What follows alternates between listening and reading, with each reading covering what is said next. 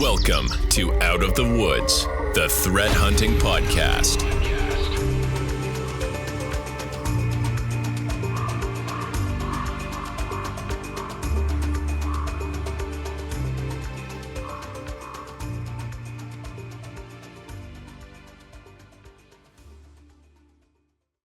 Hello, I want to welcome everyone to our Out of the Woods Threat Hunting podcast. It's a live edition with some Discord interactivity. So this is what we'll come to bring burning topics related to threat hunting and security stuff that maybe we all want to talk about together. So just as a reminder, throughout the podcast, we'll be taking comments and questions from our Discord server. If you want to participate in that, make sure to sign up using the link in the welcome message. So just some brief introductions. I'm Scott Poley.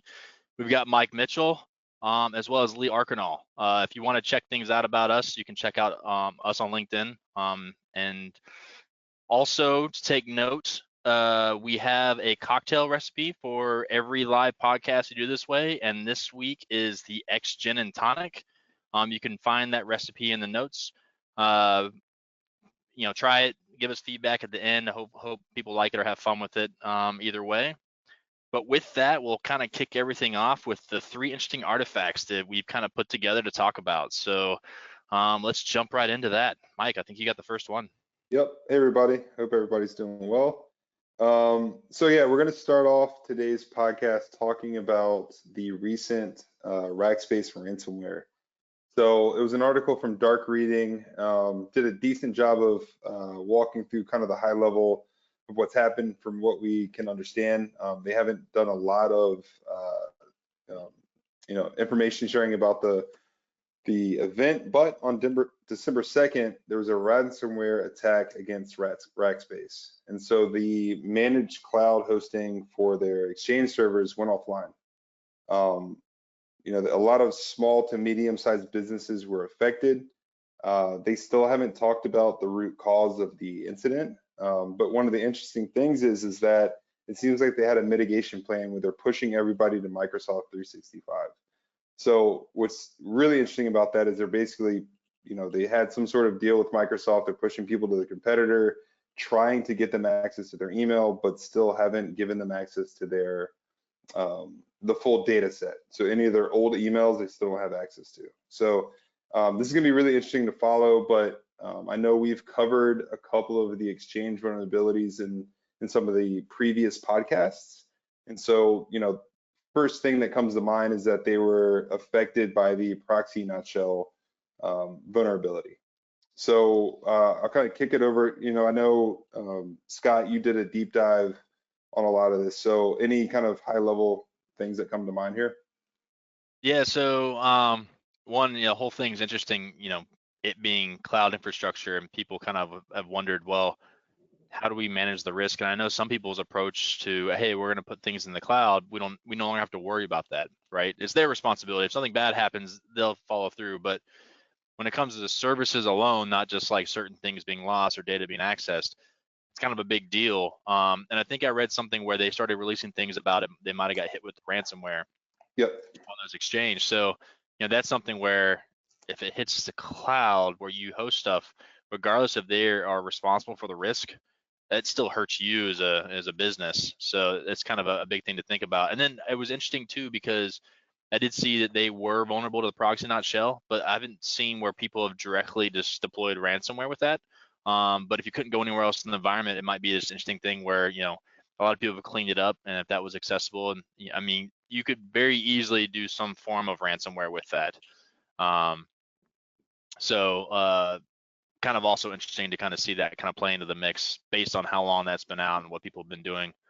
And then shoveling the business somewhere else is obviously they have to do something, but I don't know how you're going to get those customers back, right? You won't. I think they gave away free, I think it's the E5 license for those customers, right? So if you're moving off of Rackspace into Microsoft infrastructure is, pretty well touted, right? So it'd be hard for me to get pushed over and then be like, oh, everything's good at Rackspace, and then go back to that organization.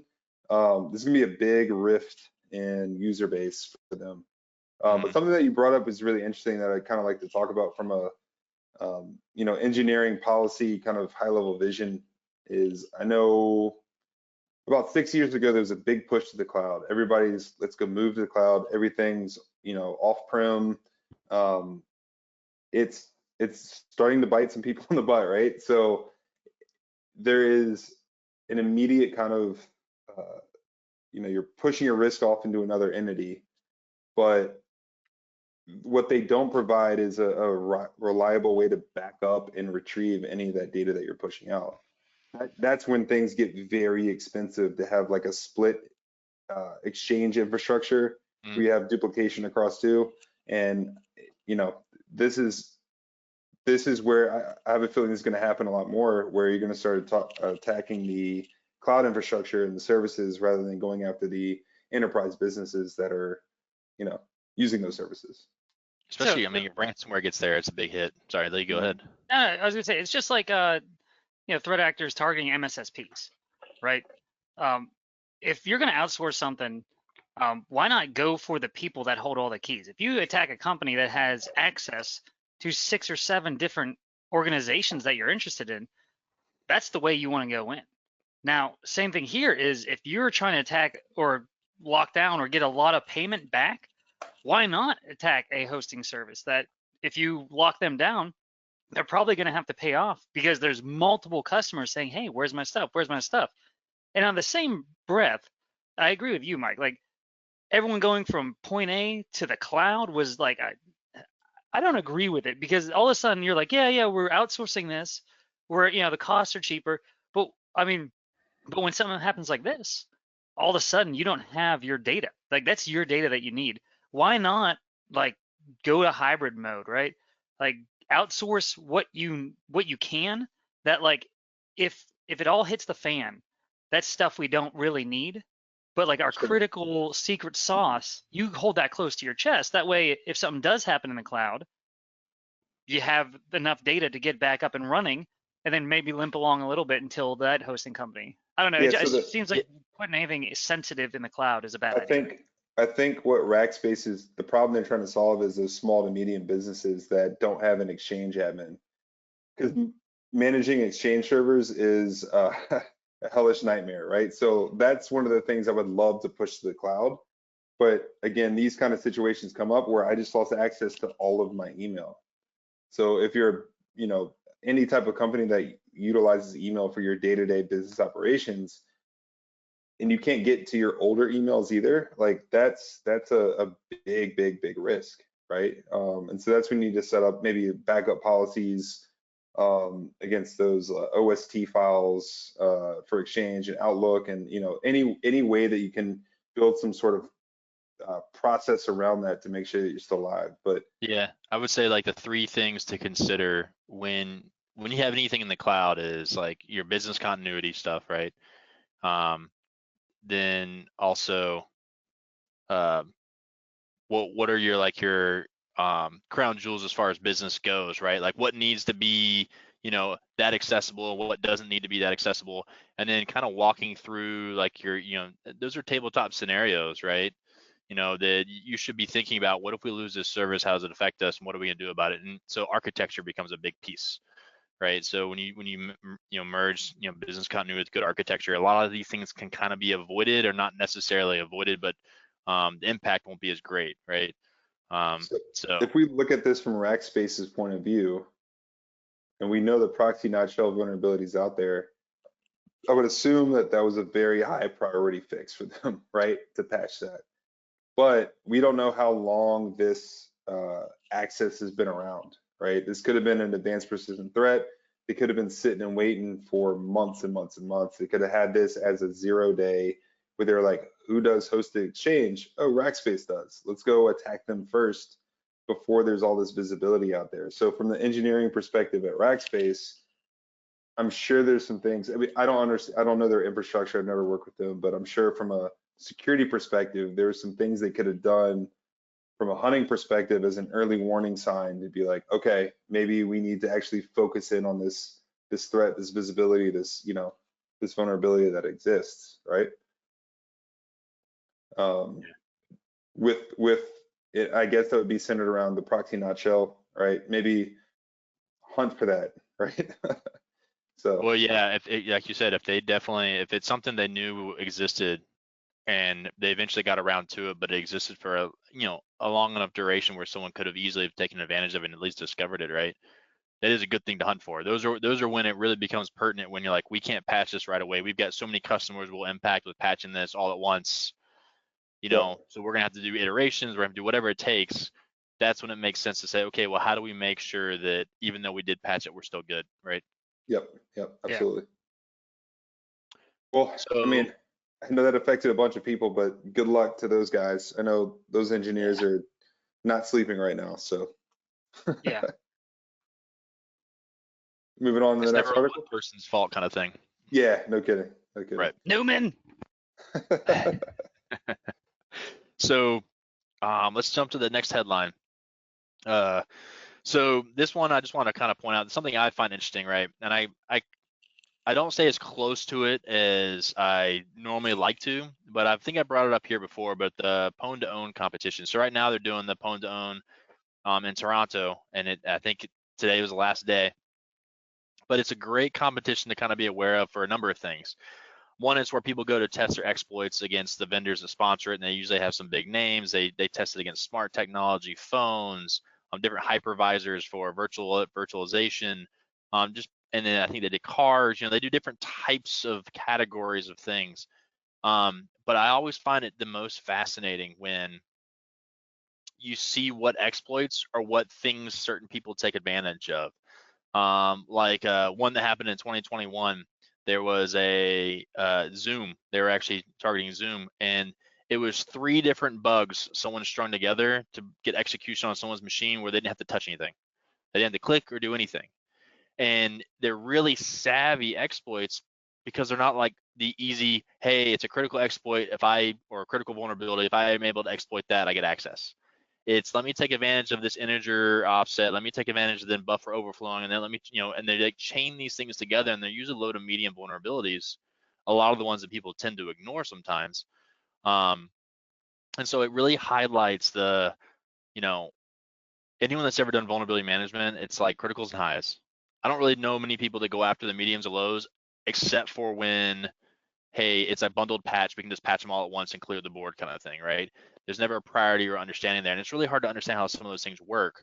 But it's good to understand when those tools give you like a cumulative score, like this machine's score as far as vulnerability and risk is really high, those scenarios become more likely, right? And I think that understanding is missed by a lot of people. But this competition really highlights that really well, and there's some really savvy and cool things and some funny things people do, and they're all security researchers and companies and things like that.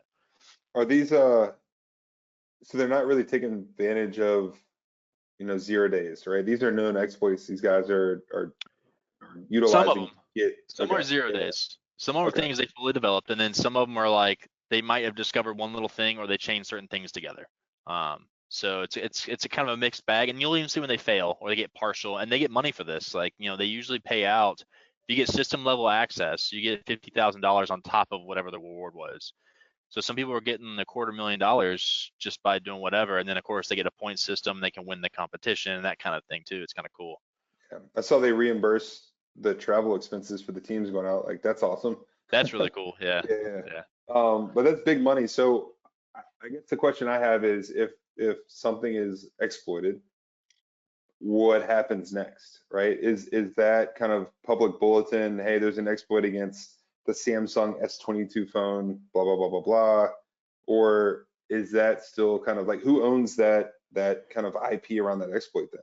So the competition, because the things that people exploit are people that are, say, sponsoring it, it's like their way of getting like bug tested their stuff, then find things they can go back and fix. So they get access and knowledge to that. So if Microsoft has their stuff in there, people blow it out of the water, and they're like, cool, we bring that back, develop, patch it, fix it. So it's kind of a good system.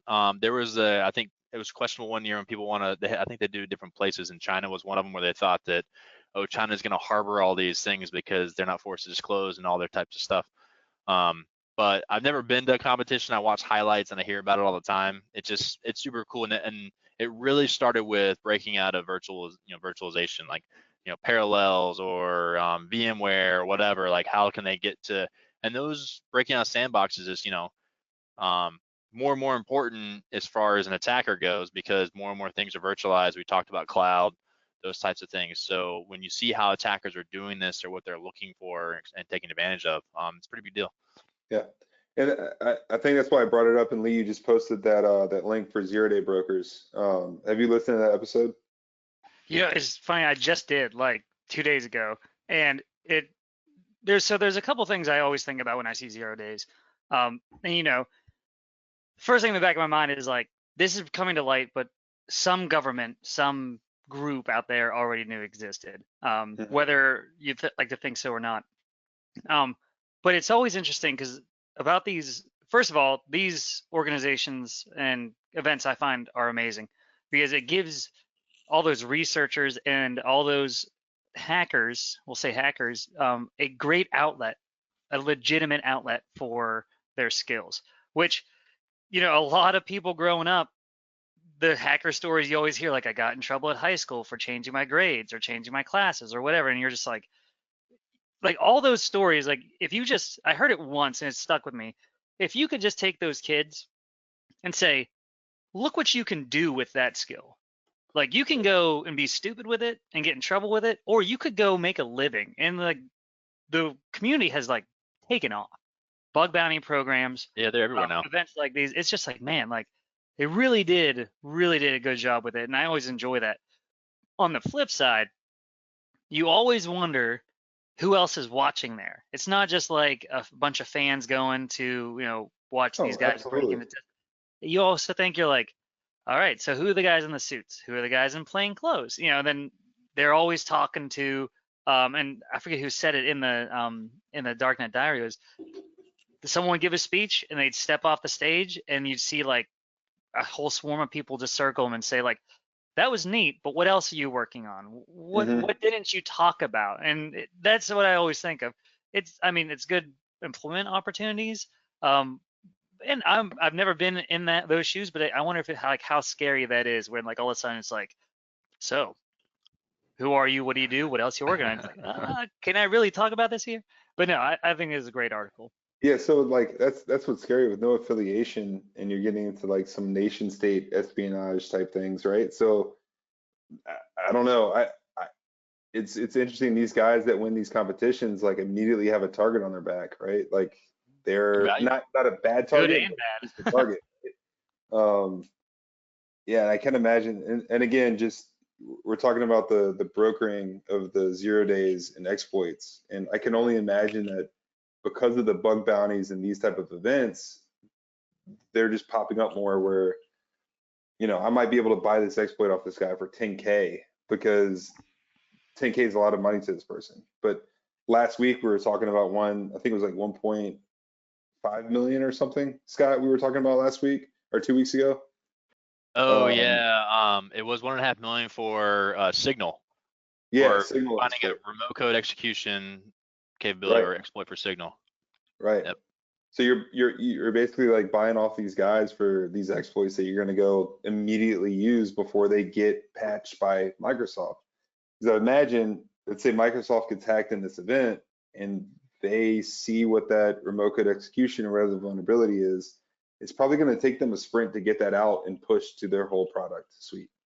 I would imagine, right? And so that gives you that very small window to go attack that thing, right? And then once you're in, you're in.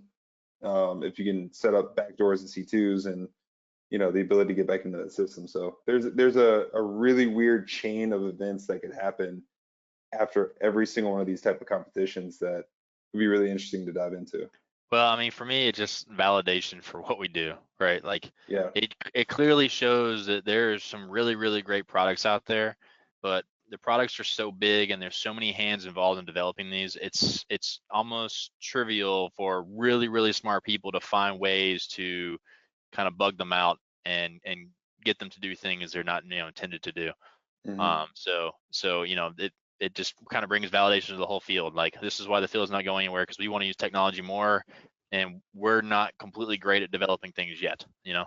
So, and things linger around forever. So it's not like we develop something, we have new products every day. We have products that sit around for 10 years. So 100%. one thing that I will say, and I pride us in the work that we do. So the threat hunting, going back to threat hunting and focusing on TTPs and not vulnerabilities or malware or APT stuff. The great thing is you could have this amazing vulnerability and it may get you root access or it may get you, privilege escalation. But there's always going to be something that you need to do next steps, right? Like, so you get remote code execution and you could do this. But the nice thing is if you focus on those TTPs and the behaviors and the human aspect, you're more likely to catch that or catch that activity that, after the vulnerability is exploited, whether they enumerate, whether they, change registry keys, or if they, modify this. There's always that part that we're, I guess, lucky to have, that they have to do more. So that's why I really vectors is like 1 million versus activity and procedures is like 100. Yeah. Right. But that's why I enjoy what we do. Is that, yeah, I'm no malware researcher, I'm no coder, or I can't reverse anything. But the fact that we can always rely on that human being human is a plus. So I see a question or a mention from Can Solo there. He's talking about why he had a buddy that did a job interview and they asked him the question, why ransomware gangs seamlessly avoid targeting cloud infrastructure. And I don't know, it's necessarily like, it's kind of, I feel like it's more like an unspoken, like they probably don't target cloud infrastructure much because they don't know who's utilizing it and who it may impact, because there may be unintended targets in some aspects. And I also feel like, I feel some ransomware groups, depending on who's supporting them and what's going on behind the scenes, once they cross a certain line and they attract the wrong attention, we've seen historically, they kind of get blown out of the water. I mean, they can come back, but when you kind of recruit basically the forces of a nation state to come after you, a lot of your infrastructure is going to get burned. It's going to cost you, you financially, it might cost you. There's a lot of things that can happen there. And I think that's why there's kind of these rough lines drawn, but I don't think those lines are concrete, And they're probably using a lot of that cloud infrastructure as well, right? They don't that might be true too, right? Yeah, don't burn themselves. Yeah. Or they were just trying to get the license, so they get cheaper. But I think that's like those questions I think are really good because coming into this field, it's a very technical field, but everything that happens within technology, cybersecurity, attackers, defenders, it's all human driven. And so I think having those questions like, why do you think they're not doing this, and thinking about from the human side is very important, right? Because there are normal motivators and drivers for, I mean, look at a lot of the attackers that are crime-based, that they just want to make money. If they're not going to make money, they're not going to do it, So it doesn't matter if they can or not. That's really not what it comes down to. Sometimes we get wrapped up of, hey, there's a vulnerability. It's easy to exploit. We're going to get pwned. It's like, if someone wants to, yes, but it's not guaranteed. It's still a human decision. Yeah. So. Yeah, and I think cloud infrastructure just from an engineering perspective, it's bare metal or a virtualized environment sitting in front of a web GUI that gets you access to the things that you spin up and down. But like the attack vector there is probably very small, I would imagine. You're talking about getting to the back end of everything? Of like, call it AWS, right? Like I feel like that is going to take a lot of very mature. Well, the sophistication we've seen. Exactly. Yeah. Right. And to your point, these guys just want to make money. So they're not going to go ransom Amazon, right? That's just not going to happen for them. So they can go take advantage of Rackspace, right? Who is not in the business of, they provide a service. It's very specific, but it's not just generic cloud infrastructure. So cool. Lee with the classic callback in Discord. I love it. So I was gonna try and find a great Scott gift, but I was like, man, I'm not gonna record that. Me messing around. All right, Lee, you want hit us with your great artifact find?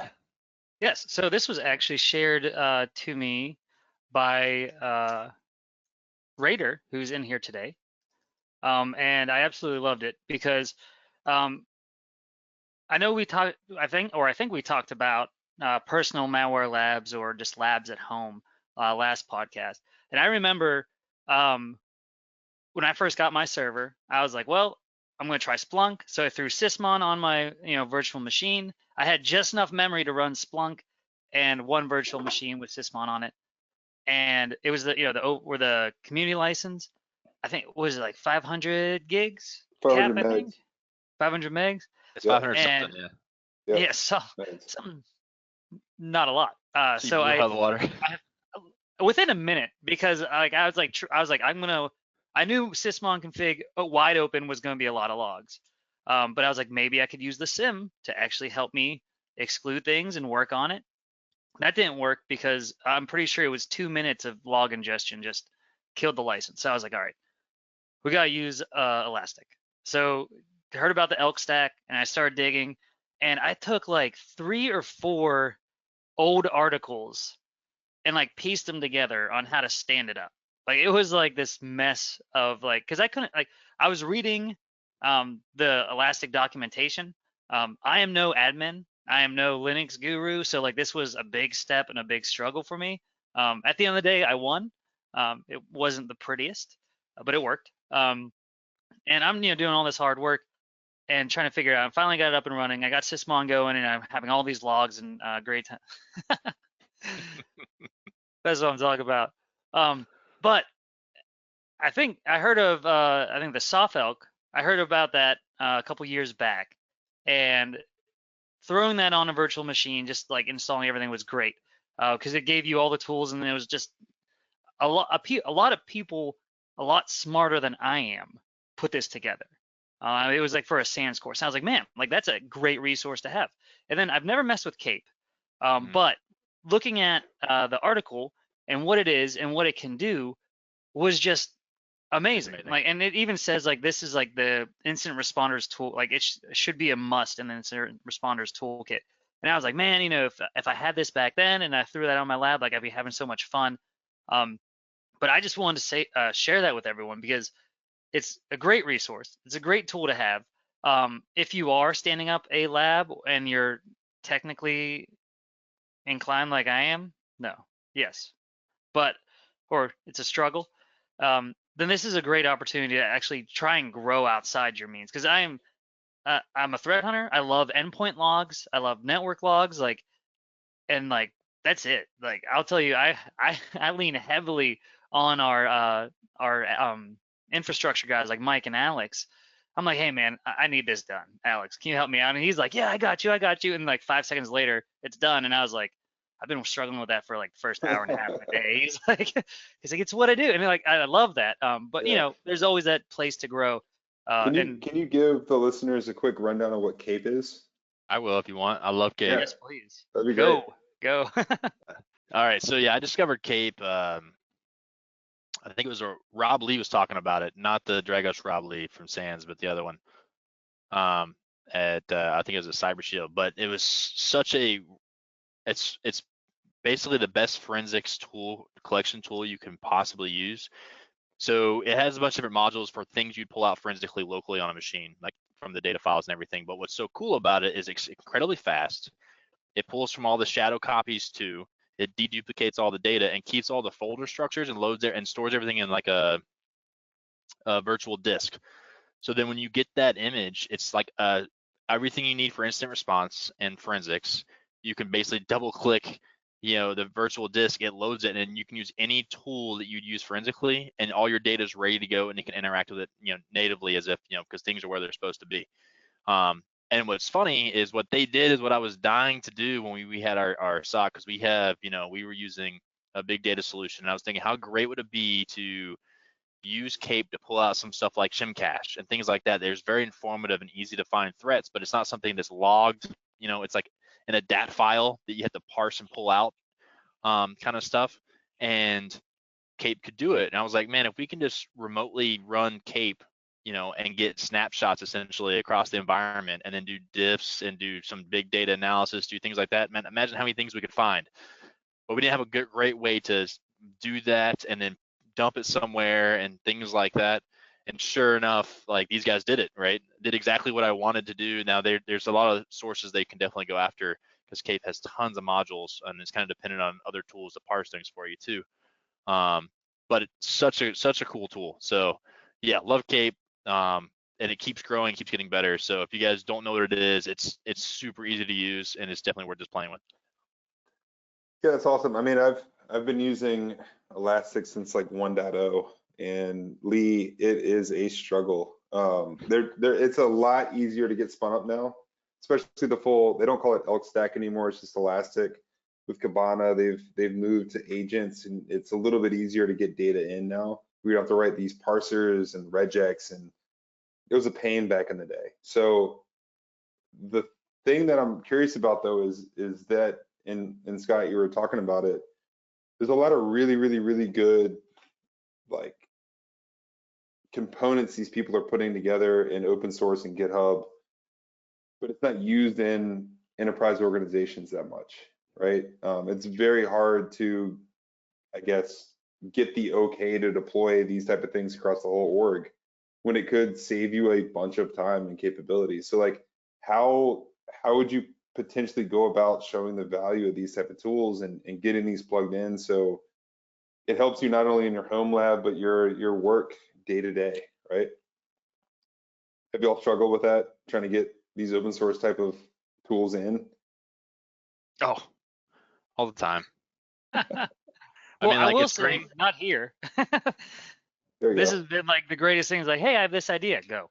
I'm like, okay. Well, Wait. yeah, with me, it's Yeah. just like, I hate when I go to like a GitHub thing, it seems super cool, and it's like, here's the requirements to install. I'm like, oh, it's just super easy. Like, do it, and I'm like, nothing's working. And then like like I think I was doing a hack the box actually with some folks, and this one tool I thought would be great to help us solve the problem, and it, however my Python was installed in the environment, I was like, it's not working with the tool that was there. Well, I'm going to manually download it. So when I went to the force install it, like just completely ripped out Python off the box. I'm like, so then I had to go back through and like, how do I get everything back to where it was so that I can then try to do more things? You know, it was just a pain. So yeah, sometimes it kind of bites you, but I mean, I think playing with that stuff really helps you understand a lot and just makes you better at your job, basically, because we're tinkers, Yeah, in general. I've heard of orgs utilizing people's home labs for malware exploitation and triage, right? They didn't want to put that in their own infrastructure, so these guys figured out a way to just have it in their home labs, right? And then,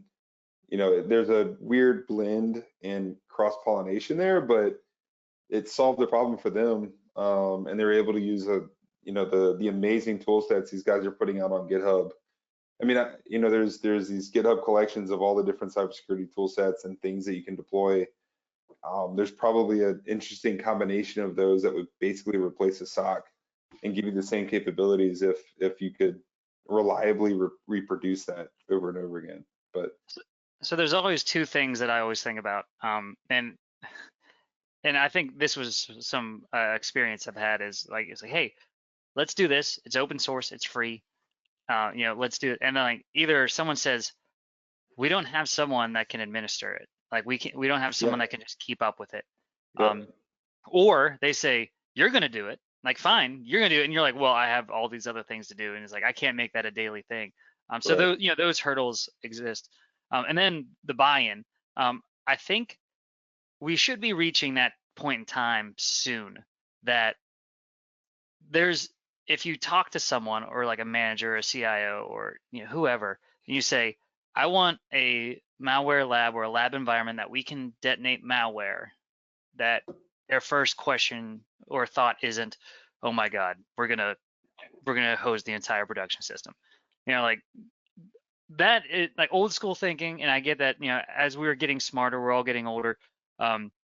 We're actually like people coming in now to entry level jobs have grown up with cybersecurity. The people that are managing them have lived in cybersecurity. So we're like slowly getting that to that point in time where everyone has understood cybersecurity that's in cybersecurity. You're not just a like a Linux admin filling a spot. I think those situations will be further and few between, but we'll see. And there's a lot of great companies now that are basically offlifting that capability so it doesn't have to be in the org. You can spin up labs outside of the organization, add in your policies, your agents, kind of recreate what you're doing from an organization perspective and not have that tied to the org. So Well, I mean, I'm kind of curious. Like, we have people listening and people on Discord. When it comes from some of their favorite tools and stuff, are there specific tools and things that they've come across that they think would be worth sharing for either us to look into because they think it's really cool, and maybe we can incorporate some of these things to talk about them, or tools that they're interested in at least. I think that'd be also a cool share. So feel free to share those. We'll if we see value in them, we'll definitely chime in or do something with them. Yeah. So we'll deploy them in the lab, play around with them, see how they work. Yeah. Give feedback. I think that'd be cool. I mean, that might be a whole podcast, right? Like pick the 3 tools, play around with them. 3 top tools, demo them, show them why we like them, why we don't. Yeah. We'll bring Alex on, just video him while he struggles.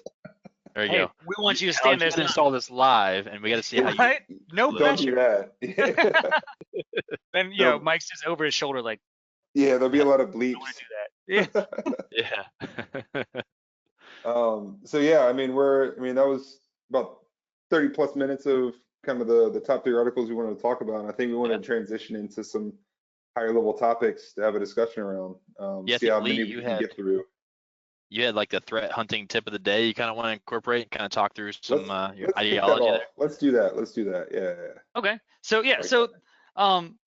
as a threat hunter, there's things that I've learned or I've grown to learn.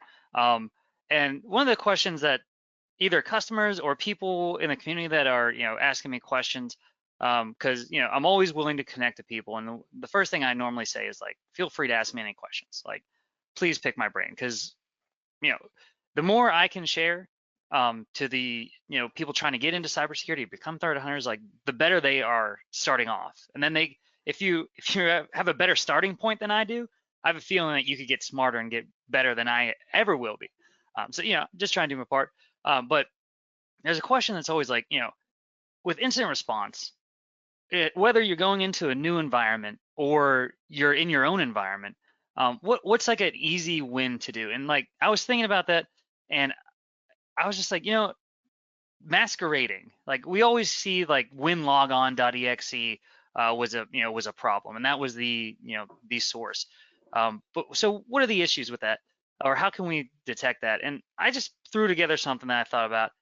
You build the first thing you do is you want to look at what are all the legitimate processes on your machine right now. So look in system32, look in syswow64, which should reflect the same thing. But just enumerate all those things that could be abused, executables, DLLs, whatnot.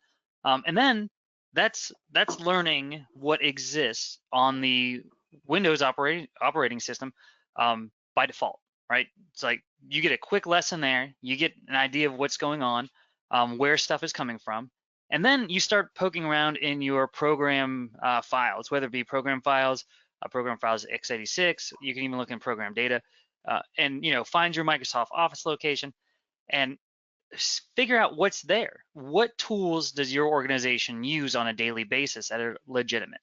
Find the directory, find where it lives, map everything out using a SIM, EDR, whatnot, but find those processes and enumerate them. And then the easiest way would be to take that that process or that executable and say, all right, I'm looking for command.exe executing from somewhere other than system32, or winword.exe executing from not the legitimate Microsoft Office directory.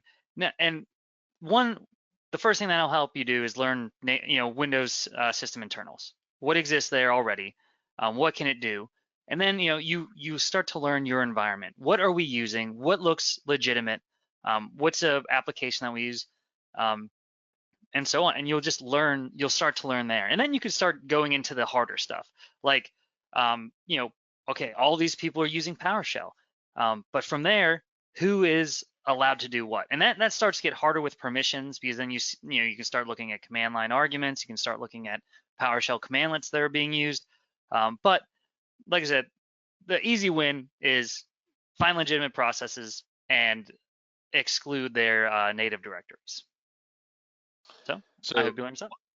Yeah, one of the things I like, and it kind of hits home the way I like to describe threat hunting to begin with, is like I think there's a natural, analogy to just real hunting, right? Like to be a good hunter, you kind of have to know your landscape, right? And that's kind of how what to expect, where you can be, where things may be that you want to hunt. And then I use the analogy of traps. Like animals walk the same path. You set traps. Those are like your detections, right? You set up detections. It's where the traps will always hit. But when things go around the traps, that's what you have to hunt because it's not being trapped. So it kind of fits, and that's kind of like knowing your environment, kind of like what you described to kind of walk through there. Just because you're in threat hunting doesn't mean you have to constantly be hunting for adversaries. Profiling is really important.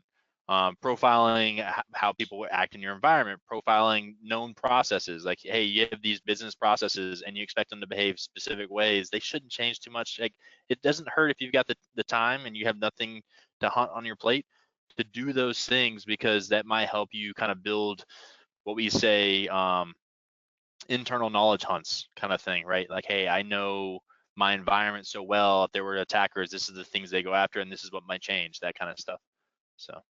So I've been chewing on an idea. So in Lee, you're talking about the processes where these programs fire off, the folders, the x86, folder paths, program files.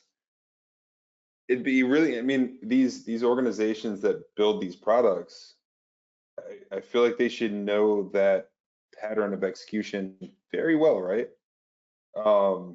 They should.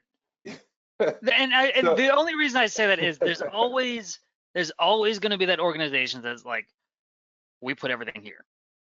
Anything we apply, we're going to move it and put it here, right? So you're going to run into that hurdle.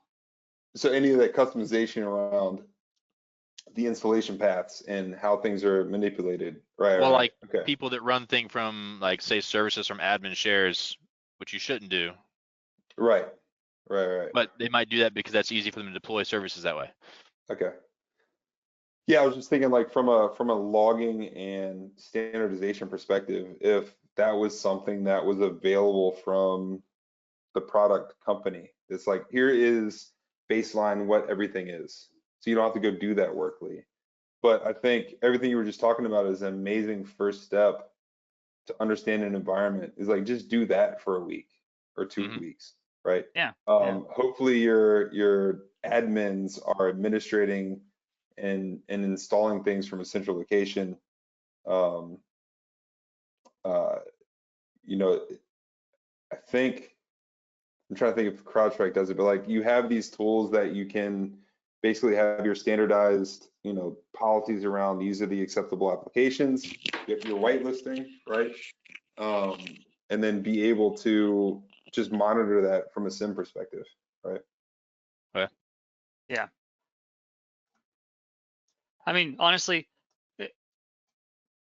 if I would get hired, that would be the first thing I would try and do. That's like, what I looking would back like at, to spend time doing. Yeah. yeah, like looking back at when I first came to First Energy as a SOC analyst, it was more of drinking from a fire hose and trying to learn what to do. Because that was when I went from network operations to keeping the communication going to being like, hey, you have to think like a security analyst now.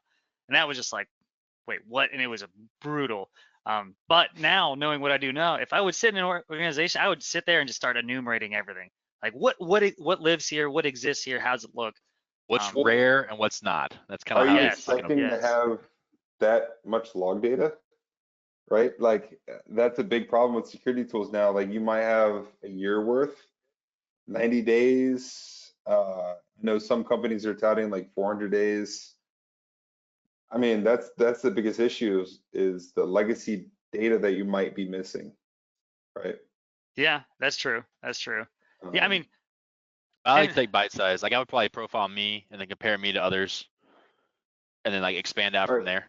So you're saying personas, right? So you have an admin, you have a salesperson, you have, hopefully there's some standardization, but you can get those kind of buckets of data. You kind of can break things up. You can you can slice things many different ways, but the approach is kind of the same. You're just approaching a different kind of target set or grouping sets together kind of thing, and then compare and contrast. I mean, it kind of becomes a long tail analysis type approach in general. But just understanding what's there, because like the worst thing you do is you see something you've never seen before and you're like, that looks bad, and you're like, and admin's like, we've been running this on every machine, this is what we use for this. You're like, oh, I've just never looked into that, so of course it looks bad to me, Right. You see some that's how we've PowerShell always done it here. Right. Yeah, no, that's really interesting. I feel like there's a product around that. I was just chewing on it for, I kind of went like eyes head down. I was like, oh, I feel like there's a thing that could solve that problem. But yeah, Okay, we'll talk later. yeah, exactly, exactly. No one. This is Fight Club. So yeah, Mike, I think you got the next big topic to hit on here. Yeah. All right, so kind of at a high level, and I know you guys have done probably this more than I have from just from my background from an engineering perspective, but talking about information sharing.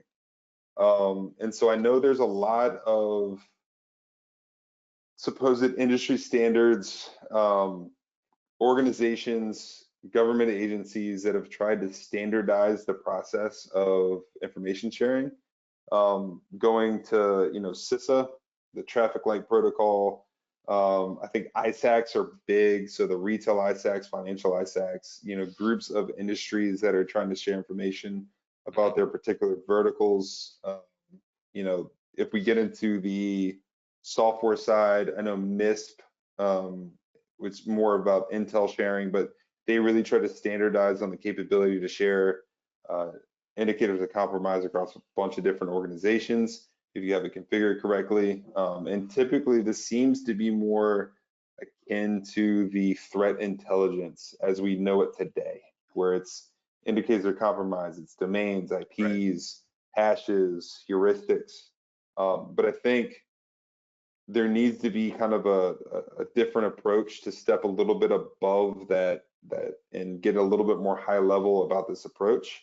And so in this conversation, have you two deployed information sharing capabilities in your past? I know you are both prior military, so there's a lot of that communication, but we can kind of start there. Have you done it? And then if you have, what problems have you seen with that process? Yes. No. So, Yes, right, moving for on. problems.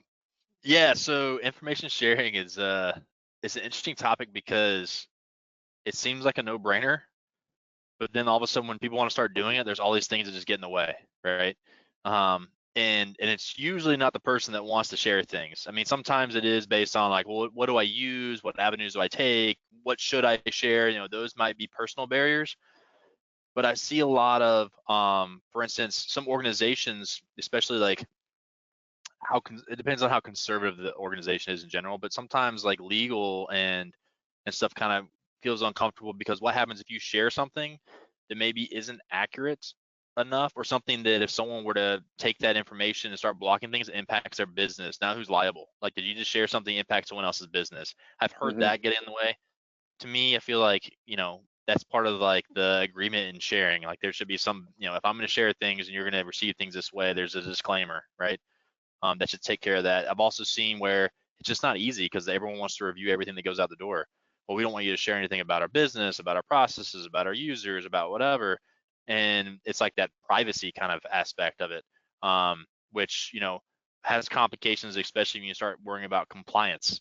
Like, what if you share something and it shows we're not compliant because we did something that we shouldn't have done, and now that's out in the open. And, whether or not you handle it properly or not internally, that's not how you want to be identified as not being compliant. You want to be able to self-report those things, right? And in a way, you probably could make that part of the process. And then, like I said, knowing what to share. So this is where I think it's interesting, because I think IOCs, when it comes to threat intelligence, should be a no-brainer. I know historically some people didn't want to share IOCs because they're like, I give away this information, adversaries learn that I gave this information away, and then now they can adjust. But what we've seen being threat hunters is those IOCs adjust all the time now, because we talked about cloud infrastructure. We talked about all these easy things that are to change. It's the techniques that they can't adjust very easily. So I feel like sharing IOCs should be kind of the no-brainer now. There really should be no real risk. I get it if someone wants to sit and watch someone's activity and that's like an investigation and government's involved or whatever, maybe. But still, I feel like those things should be, more openly shared. But then also, one of the things that I think is crazy is when we talk about TTPs and things to share is I'm surprised people don't share Sigma more often, right? Like everyone's really good at sharing IOCs, but we should be sharing kind of the methodology of what we would detect on, because everyone can write a detection rule for IOC, but not everyone can write a detection rule when they see, X executing this with this way or these command line options, right? That is more valuable, and that's kind of like why I think what we sit in when we build things specific for hunts, why that's so important, right? Because we're sharing that information that has a little more return than just an IOC. And then some of the requirements. So in the sharing that I have done, to kind of touch on that. So there's, the ISACs do a pretty good job with trying to create an environment to share in. Miss that whole, project and stuff, being able to share stuff and, connect to people's different, missed instances is cool. Big fan of anomalies, trusted circles. That's what we've used in the past. But I like their trusted circle model because it's kind of like, you can have multiple circles you're involved in, and you can choose how you want to share to those based on different criteria. So it takes away some of that barrier as far as like, well, do you trust the people you're sharing to, or do you not care and you share to everybody? Like you can have those kind of options, which I think are really important.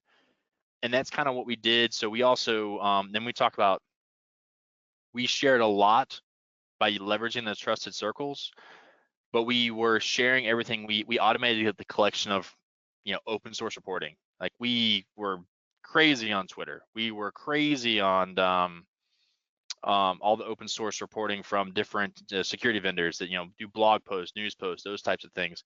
And granted, we were scraping IOCs, but we're also sharing the actual report itself. So you have all the context, which I thought was really important too. And so that's that. And then what was great was, it was just fast, and that was the first time where we started doing this process and we were sharing it out. We started getting ahead with IOCs even, where we get a phishing campaign and we know about the IOCs 45 minutes before it hit us, which is like never heard of, but it's because we were using platforms that were simple, easy, fast, right? And I think those are like the requirements you have to have is sharing. The second you have to go through days of, well, we got to fill out this form, we got to have this approval, we got to do, that doesn't facilitate the need that's required for sharing. And IOCs, like I said, should be simple. I get, but then the other thing I think that is also hindrance of sharing is everyone only waits to share if they're impacted or attacked, right? Because that's like the system's built around that. Hey, if you're seeing this activity, share it. So people are like, well, I'm not going to share anything unless I see activity. It's like, well, that's kind of a bad model, because if you do see activity and it's really bad, you may not want to share it because all the other hurdles that I mentioned before. So then there's already things naturally blocking that. And then if you're not being attacked, then you're not participating. But there's so many things we learn as security professionals from day to day that we can like, hey, I researched this, I found this really cool attack, I found this cool technique, I found whatever, this interesting thing that doesn't really relate to me, but I think it's valuable. We should be able to categorize what we share and just share information. And we should keep that pipe full. And then obviously the other requirement I'd probably stitch on that is make sure you're using something that can be easily ingestible in different things you use, right? I think that's why government has those standards for the type of stuff they use, right? Is so that it makes it easy, like sticks format. Well, we can ingest sticks and we can do this with this, that, or whatever. That's great. And that's why you kind of need to standardize some things. But what we share should probably be a little more open-ended. So kind of went on a raging soapbox there. But I hope I kind of touched on some of those things that you were asking about. No, you hit all the points that I was thinking about. Like, just spewing out IOCs is, it's easy, but like, what win do you get? You get that easy win of, are we impacted or not? But the thing that I always think about is context is so important. That if you have that context of how the attack went down, you have the full report in front of you. That's where you can start digging out the behaviors, the TTPs, and start stitching it together and work out a plan. Also, you mentioned knowing what to share. Like there's been so many times that we're like, organizations like, well, I don't know if we can share that. I don't know. I don't want to share that. And if they don't understand that, or if they don't know how, what, or when to share, then that's just going to fail right away. Like, if they're only reporting on major incidents, like you said. then you have hurdles. But if you have a nice, well-oiled machine that's just, hey, like you said, the trusted circles, you have that good environment of saying, here's what we know, here's what we do, go after it.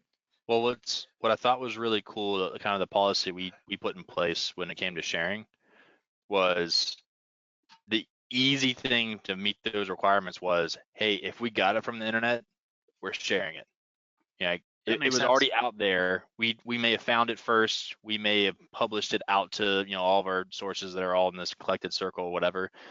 There's no reason for us to hold on to information we found that was freely available. Now, the decisions really then came down to the things that weren't freely available that we had to make. I was more apt to share things that I thought would help people. But I thought that was an easy policy, and I think that's why we were able to pull in so much threat information into the platform, because we were just scraping things that were good sources continuously. And we automated that, right? Made that process really easy. Even to the point where I think I even had the, shortcuts on the phone, on the iPhone, right? Where you can do automations, where if I found something interesting on Twitter or on my phone, one of my analysts, Chris Collins, I'll give him a call out here. He basically wrote a shortcut, and it was basically saying like, yeah, if you find something interesting, there's two shortcuts, one from Twitter, one from a URL. You put in there, it throws it into our platform.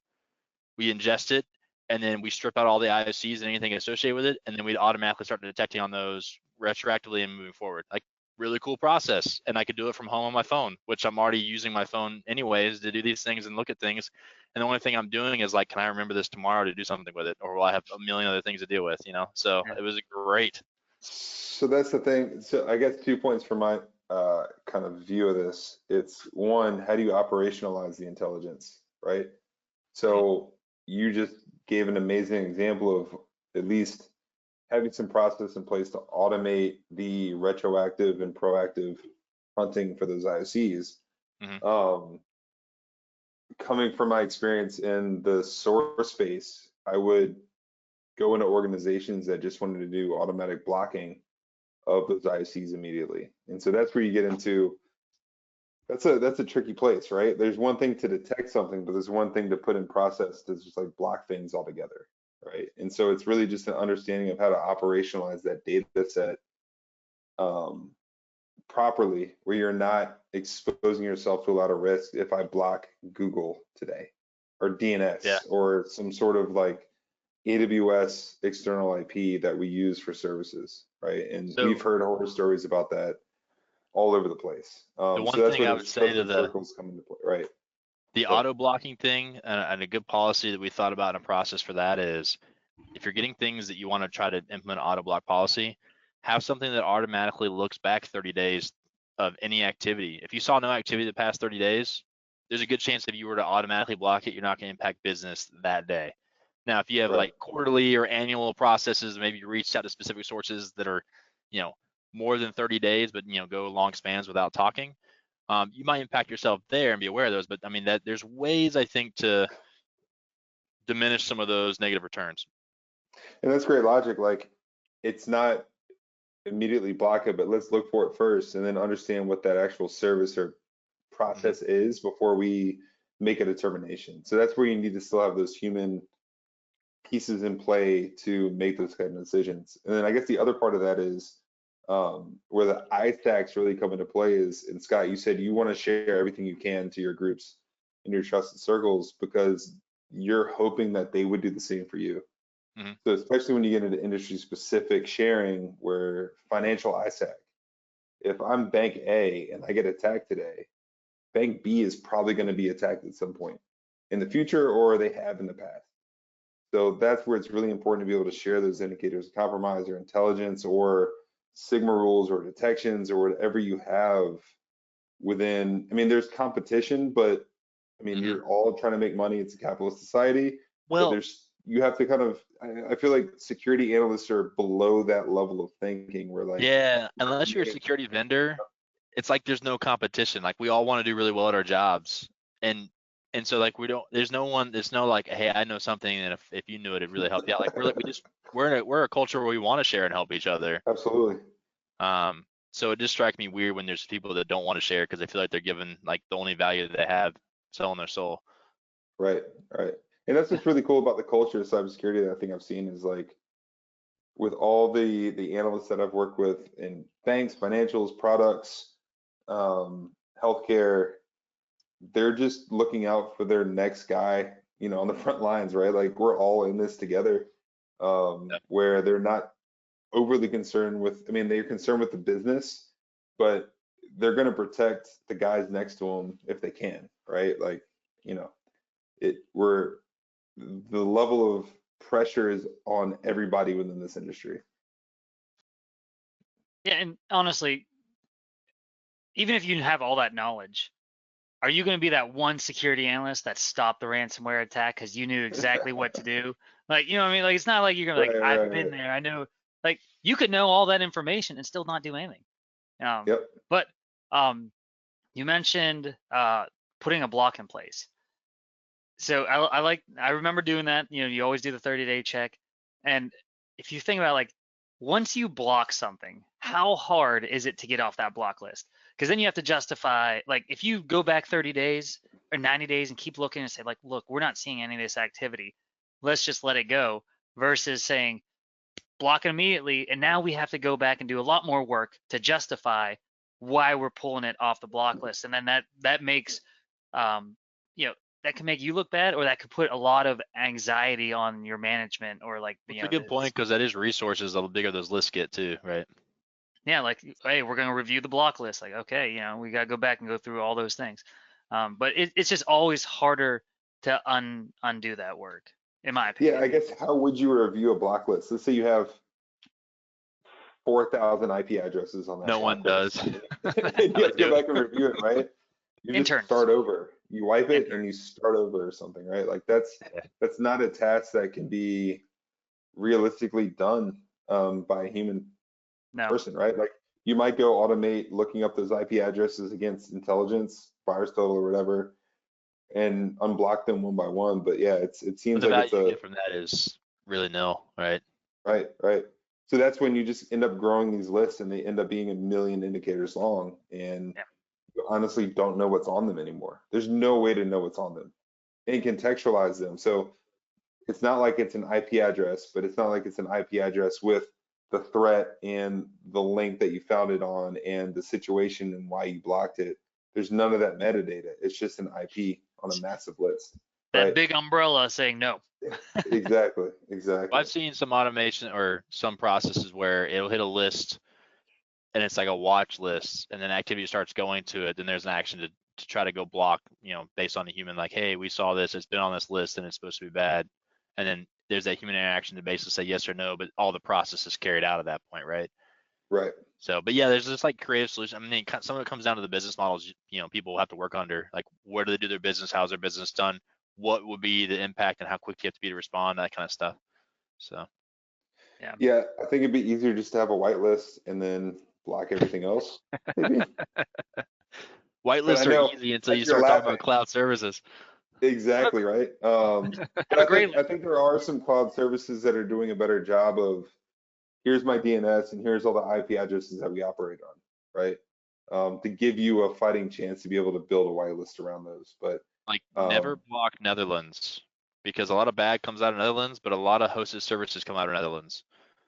As an example, we went through geo-blocking, and that was something we learned was like, hey, we have no reason to have Netherlands traffic, and we have all these IP spaces that have just known bad activity, and then all of a sudden all of our things went down, and we're like, why are we using things? Oh, it's just being routed that way. Yeah, it's just Netherlands has great hosting services. Dark fiber, something. Yeah. Who knows? We should take a trip, Scott Lee. We'll go over there and find out ourselves. Yeah, we'll investigate on the road. We'll check that. We'll go investigate it personally. Yeah, exactly. Physically check the block list. All right, so I think we got time for one more if you want to tackle another topic, right? Yeah, Lee, do you want to jump on yours? Yes, my favorite. Something that I personally suffered from in my last role. I was lucky enough to survive it and then make it here. But it's imposter syndrome. So, like I said, the first 4 years, or I guess the first 3, no, it was 4 years of my cybersecurity journey, I was at First Energy. I was learning how to do things. I was learning my job. I was learning, there was no imposter syndrome there, because it was like, it was more of like scrambling to catch up. Like, I don't even think I ever thought like, man, what am I like? Do I belong here? It was like, I have to earn to be here. So like, imposter syndrome didn't even really affect me then because I was in the learning process. I knew it. I knew that I was ignorant to a lot of things. But then I got hired by Huntington, the bank, up here in Northeastern, and I came in as a lead analyst. And I was like, I got the, I was like, I've been experienced, I've had 4 years on my belt. I got this.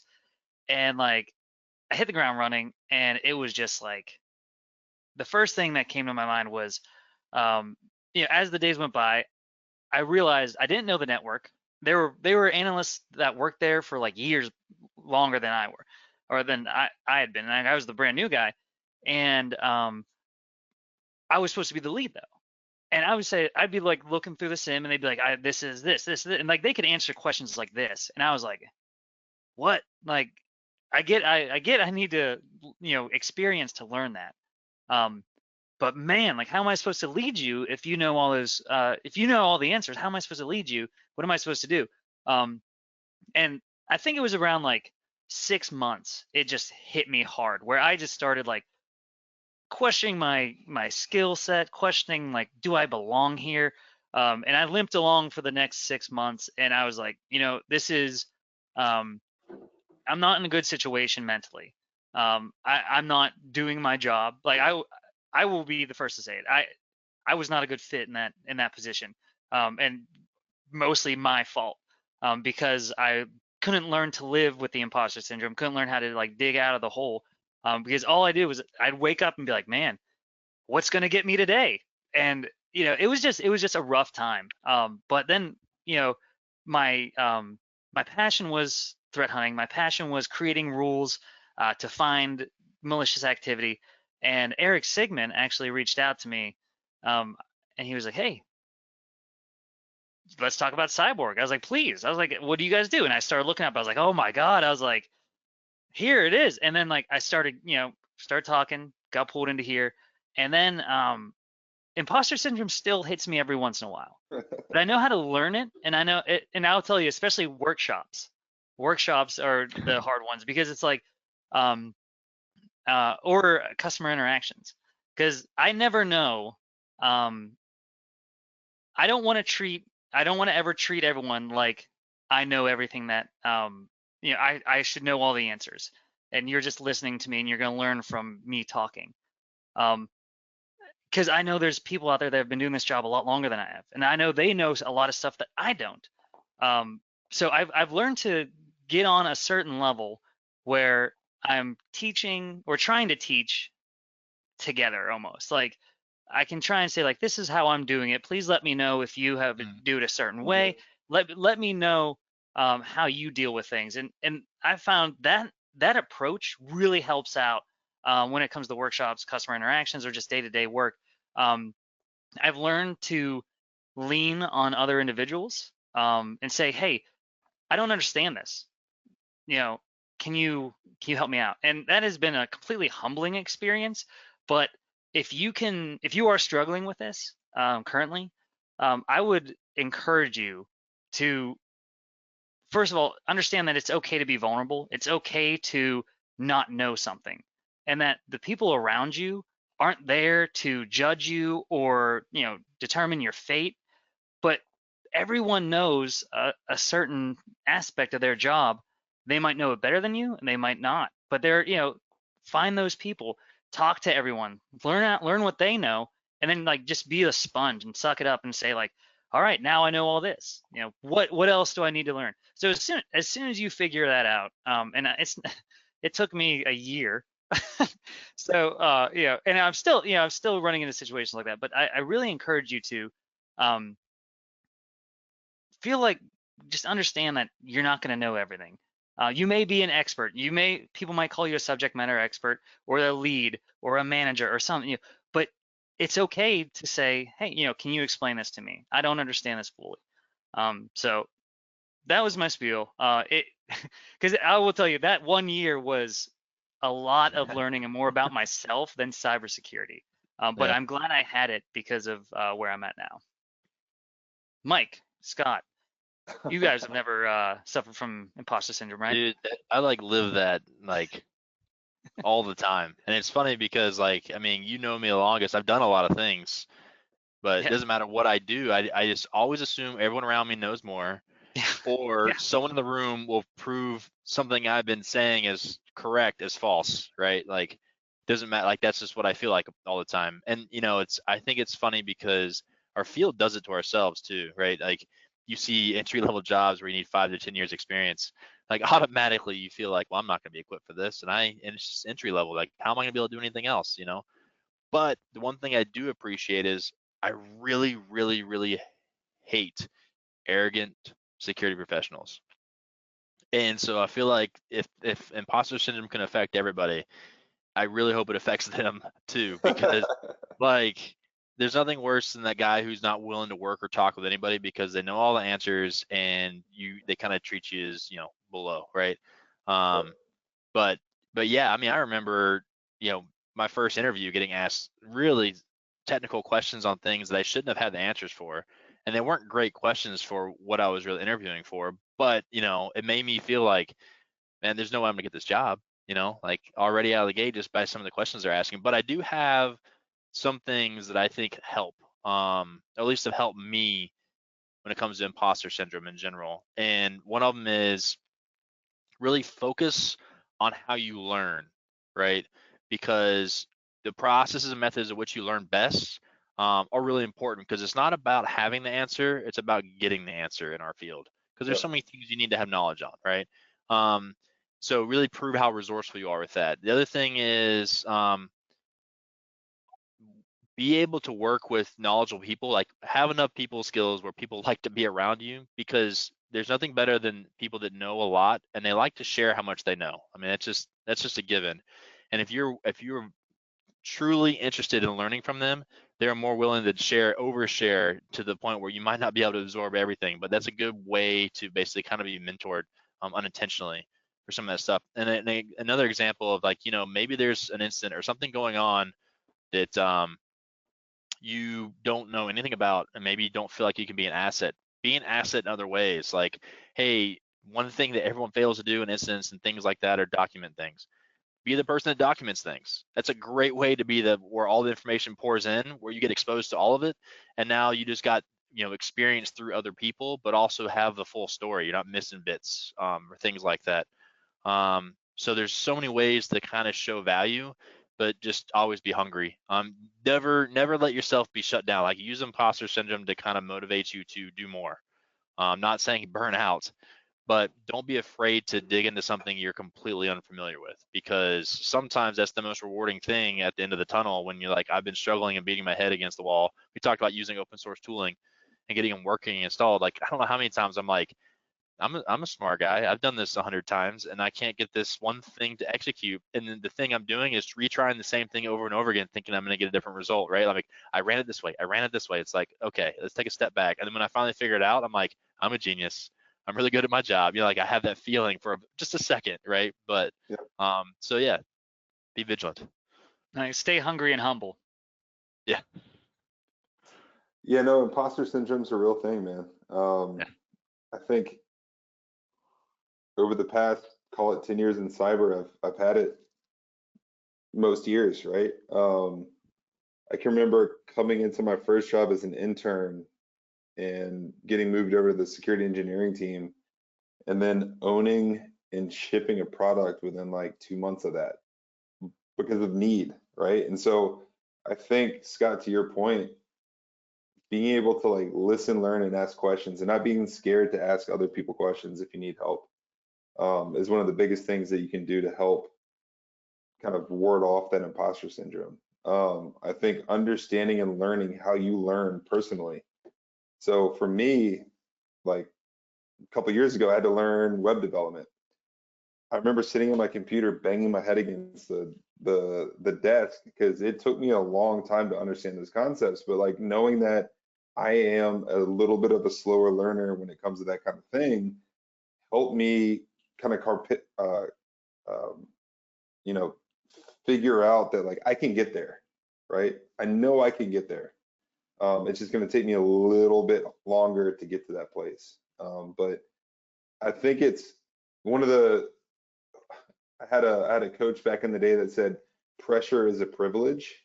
And I think if you have imposter syndrome and you're in the position where you have that much pressure and you're feeling like an imposter, I feel like you're in a really good place in your life then, because you're pushing yourself in a way that like you're not comfortable and complacent. I think you need to use that as an opportunity to grow and learn. You can't grow if you're not in that kind of uncomfortable position. Absolutely not. Yeah, absolutely not. So I took that to heart. That was in my baseball playing days, but like I really leveraged that little statement to say, look, I am stressed. I'm in a high stressful situation, but I'm here for a reason, because I'm not comfortable. So let me soak in all this experience and try to get better. And I think that allows you to get through that imposter syndrome a little bit. Yeah, there's nothing worse than starting a new job. I remember even starting at Cyborg, the first thing I was thinking is like, I just got to do one thing that someone else sees as valuable so that I feel like I'm not a fake, like, and so like it just took me forever to get to that point where like I think I did something that everyone actually liked. All right, now I feel like I fit in, right? But until then, you kind of feel like that outsider until you were kind of interacting or contributing in some way. And so, yeah, it's tough. Yeah, and shoot, starting Cyborg. I mean, the first year I felt like an imposter. Like I've never done this before. I've never started a company before, and having to hire the amazing group of guys that we have here, and figuring out the product and going to market and all the things that go along with it. Yeah, every day I was waking up like, oh crap, what am I doing? Right? But like again, from that past experience, that pressure, that feeling, I was like, okay, let's just keep moving forward and learning from the situation. I asked a lot of questions. I reached out to past mentors. I reached out to people internally, be like, what should we do here? So I think, Lee and Scott, that point of just being humble and learning to listen and ask those questions and just getting involved wherever you can is a big help to get through that. One thing that's really cool that I did not have when I started my cybersecurity career, we call it, was all the resources that are available now. Sure. Like I remember starting and it was like if I had to do a Google search for certain types of attacks, I sometimes wouldn't get results on those types of attacks. I'd be like, Yep. I don't even know what to do here because the internet won't tell me anything and I don't have a person or a book to go to. Like I'm literally stuck. Like people nowadays, at least they should be comforted that there's almost too much information. So they got to figure out how to distill it down. But definitely getting your, figure out where your resources are and leverage what other people know good resources that have been in the field a while too, pick their brains. So we have AAA XOX asked the question, how do we encourage knowledge sharing within our team? And I think that's another big thing. And Lee, you going in as a lead over at Huntington, I think setting up the culture in a way that you feel like you're in a team environment. So everybody's moving and operating in the same direction. So we definitely encourage it. We heavily use, our chat infrastructure. Guys are talking every day. I mean, we open it up. I mean, we have very long conversations about very random things, but it helps build that team commodity. If you kind of akin it to like a sports team, right? We're all playing for the same goal, that championship, to be successful. And so while there's a competitive nature internally, we're on the same team. So we want to make each other better every day. So I think it's really about company culture and having that ability to reach out to somebody if you need something, or know that that person's willing to spend time to give you that information or share that knowledge. So I don't think it's a necessarily a defined thing you put in place. I think it's more of a feel and a culture fit for the company. Yeah, I feel like communication is one of those things where if you're only forced to communicate about work things, you're not going to communicate well, right? Communication amongst your peers is something you learn by interacting with people. So I feel like it's very healthy and important when you want to establish that open sharing, knowledge sharing kind of culture, is to be able to talk about things on many different levels. Be able to have the casual conversations, even though like don't feel like, oh, I'm not working. Well, you're interacting and learning to communicate with your peers. Like it's important and healthy to do that. And obviously don't take advantage of that. But there's those types of things, or even talking through like, some companies, they will have activities and things. They try to, promote the engagement between people. Like the people, everyone has a unique personality on a team. And you won't learn how to communicate best if you don't communicate with that person on a semi-regular basis, or be able to talk to them as a person one-to-one that's not just about work. So I think, figuring out how to build that in your culture and facilitate that is a really important step to help, that knowledge share. Yep. And even if it's, I mean, depending on the availability of, Slack or Teams or whatever, you can create channels and have like subgroups and have conversations there. But even if you have the ability to stand up, maybe it's like a small hackathon, or get involved in helping write a paper for a CFP, right? Capture the flag on the weekends, or if it's still specific to what you're doing from an industry perspective, but just outside of the work grind, I think it's really important to build that kind of camaraderie. So you mentioned the culture aspect of the imposter syndrome. And I just want to say that looking back, and it wasn't just me saying that I was the problem. Looking back, my manager was actually excellent. Yeah, and there was a lead that was on the same level as me who was much more experienced. They were great. Looking back, like they did everything you said. They tried to engage me. They tried to talk. They tried to get me motivated by putting me in different situations. I was just so much in my head. I was like, I'm supposed to be leading, but I'm failing. I'm dragging the whole team down. That I like. As that, like I said, that whole year, or that the whole series was just it was just I think I had to have that time in my life. I had to learn how to deal with it. I had to learn what it felt like, and then how to manage, which I'm very grateful. Differently? What would you have done differently? I would have I would have talked a lot more. I would have talked to all the people I was supposed to be leading.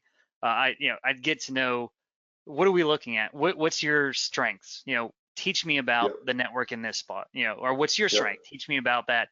And I would have definitely sat with them more and more and more, and leaned on them, like actually learned from them, versus being like, I need to know the answer if they ask me a question. Yeah, and sometimes a leader doesn't have to know everything, but they just utilize the people around them to make themselves better, right? So lean on them for their expertise, and So one of that the is things something I learned. One of the things I've always leveraged a lot, because I feel like, especially the imposter syndrome, there are emotions that are tied to people's strengths and weaknesses. So when you start to talk to people, even on the job, casually about the job, when you find out the things they love about their job, they're probably going to be strengths. So those are the go-to people when you have questions about specific things.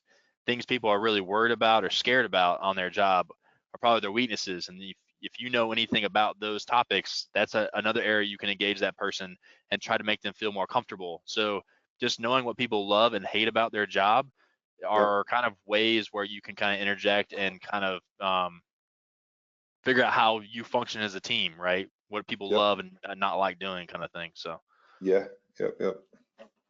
No, I love these kind of conversations. I think this is awesome. It relates to everything we've been talking about from a technical or cybersecurity perspective, but I think it's things that aren't talked about enough, right? Yeah. We get real and real vulnerable. I love it. So I think we're at the top, right? Yep. Call it, Scott. You got the outro? I'm pretty sure if I think we'll have a poll that goes up so we get some feedback on the X-Gen and Tonic for anyone that tried it out. I personally, I kind of liked it. The time and the cranberry went really well together. But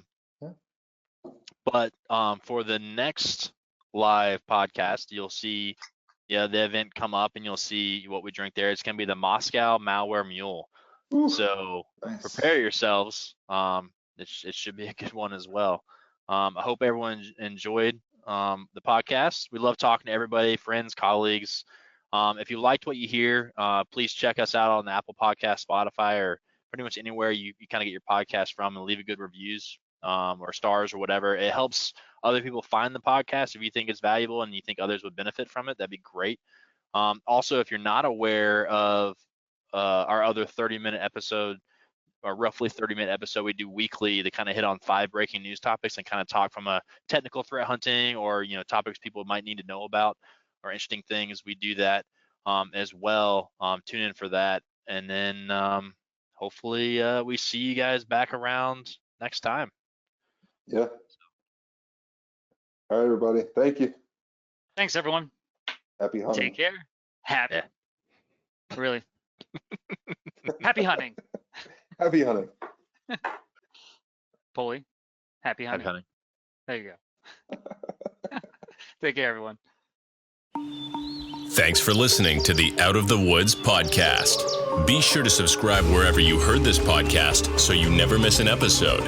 For more information or to connect with Cyborg Security, check us out online at www.cyborgsecurity.com and follow us on social media. We'll see you next time.